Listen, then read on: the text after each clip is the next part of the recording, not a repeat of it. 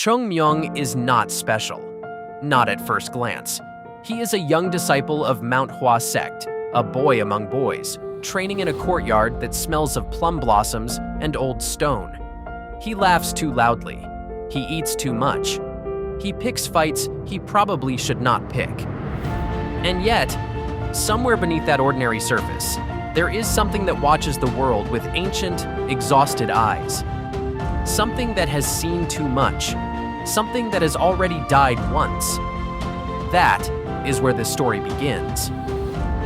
Mount Hua Sect is not just a place. It is a philosophy carved into the side of a mountain.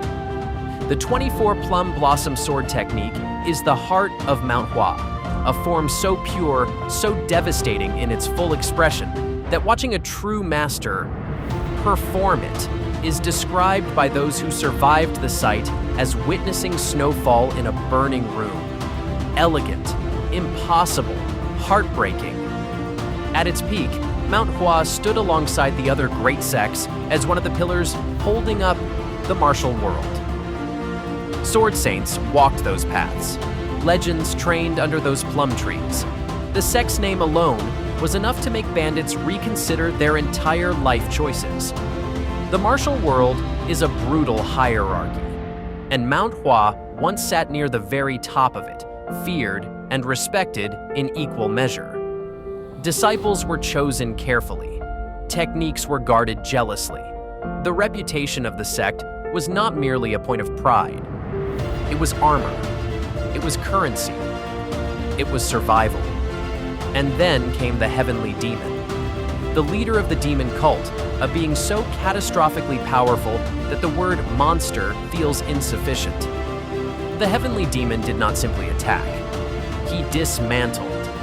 He broke through the alliances of the righteous sects one by one, like a man walking through paper walls.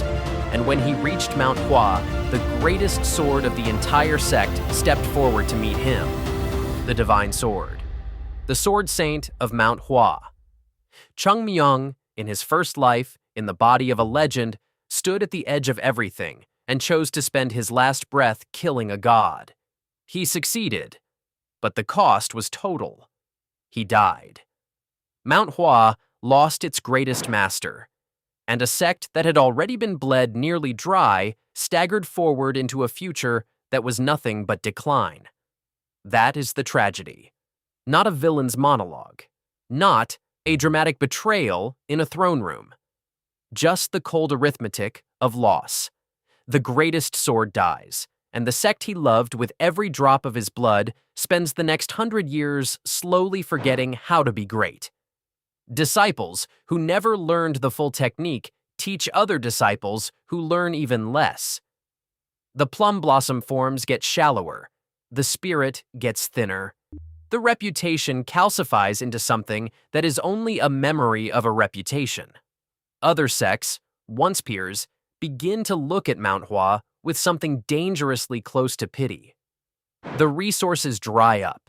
The talented students stop coming. The ones who stay are not bad people. They are simply people learning to survive inside a slow collapse. And they do not even realize that what they are practicing in the courtyard each morning is a ghost of what it was supposed to be. Not the art, not the legacy, not even a real echo. Just nothing. Chung Myung wakes up. Not in the body of the legend, not with his old scars and his old strength.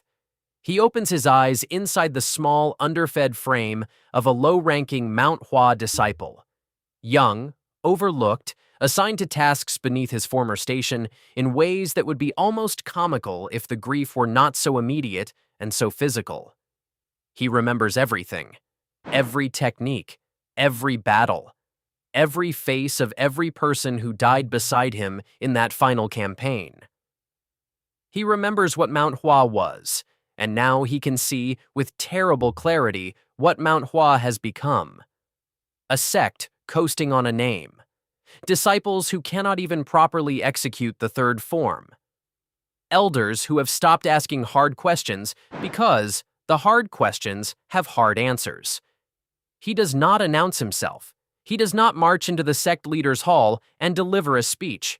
He sits with the knowledge, the way a man sits with a wound he cannot show anyone. And then, something shifts in him. The old techniques are not gone. They are buried inside him, muscle memory written so deep that not even death could erase them. And as Chung Myung begins to move through the forms again, something wakes up in his blood that has no business being inside a beginner disciple's body. The sword remembers. His body is weak, but his understanding is absolute, and there is something uniquely terrifying about a person who combines the patience of someone who has already died once with the physical reality of having nothing left to lose. He begins to cultivate. Quietly, methodically. The QE pathways that should take decades to open start responding to a mind that already knows exactly where they lead. The plum blossom forms that his fellow disciples stumble through become, in his hands, something else entirely. Not perfect, yet. The body is too young, too underdeveloped, too undernourished from years of sect poverty. But the intent behind each movement carries a weight that no child should possess. People who watch him train without knowing what they are watching feel vaguely unsettled without being able to explain why. The old Chung Myung died surrounded by enemies in the dark, buying the world a future with his last breath, loved and mourned by people who are now bones. The new Chung Myung wakes up hungry, surrounded by people who do not know his name, inheriting a sect that has spent a century becoming a comfortable ruin. The old Chung Myung fought because he had to. The new Chung Myung fights because someone has to, and apparently that someone is him. Again, in a body that is embarrassingly small for the size of the task in front of him. The old Chung Myung was a sword saint who moved like weather, whose battles were things you described to your grandchildren in hushed voices. The new Chung Myung beats people with a gourd, argues about food portions with elders 3 times his apparent age, and is considered by most of the sect to be somewhere between deeply odd and genuinely problematic. That's it. That is the entire gap between who he was and who he appears to be, and it is enormous. And he walks across it every single day without showing anyone what it costs him. He already knows which disciples have talent, and which ones have simply learned to perform the appearance of talent. He already knows which forms the current generation has corrupted without realizing they corrupted them, and he knows exactly which joint angle, which breathing pattern, which moment of internal stillness was lost in the transmission from master to student to student to student across 100 years of slow forgetting. He already knows that the sect leader is not a bad man, but a tired one, carrying a weight with no good options and not enough people around him willing to say hard things out loud.